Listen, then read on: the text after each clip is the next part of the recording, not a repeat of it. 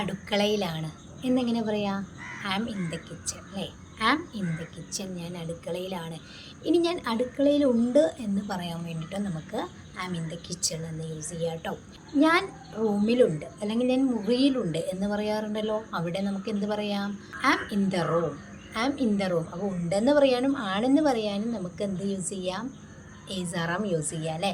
അപ്പോൾ ഇവിടെ I subject ആയതുകൊണ്ട് നമ്മൾ ആം യൂസ് ചെയ്യുന്നു. I am in the room, ഞാൻ റൂമിലുണ്ട്. നീ പുറത്താണോ? നീ പുറത്താണോ? Are you outside? Are you outside എന്ന് ചോദിക്കാം, അല്ലെങ്കിൽ ആർ യു ഔട്ട്? നീ പുറത്താണോ? അവൾ പുറത്തായിരുന്നോ എന്നെങ്ങനെ ചോദിക്കും? അവൾ പുറത്തായിരുന്നോ? Was she outside? Was she outside അല്ലേ? ആയിരുന്നോ എന്നാണ്. ഇനി ഔട്ട്സൈഡിന് പകരം നമുക്ക് ഔട്ട് എന്നും യൂസ് ചെയ്യാം കേട്ടോ. നെക്സ്റ്റ് നിങ്ങൾക്കുള്ള ക്വസ്റ്റ്യൻ ആണ്, ഇന്ന് നിന്നെ കാണാൻ കഴിയുമോ? ഇന്ന് നിന്നെ കാണാൻ കഴിയുമോ എന്നെങ്ങനെ ചോദിക്കും എന്നുള്ളത് നിങ്ങൾ കമൻറ്റ് ചെയ്യാം കേട്ടോ. Okay, thank you.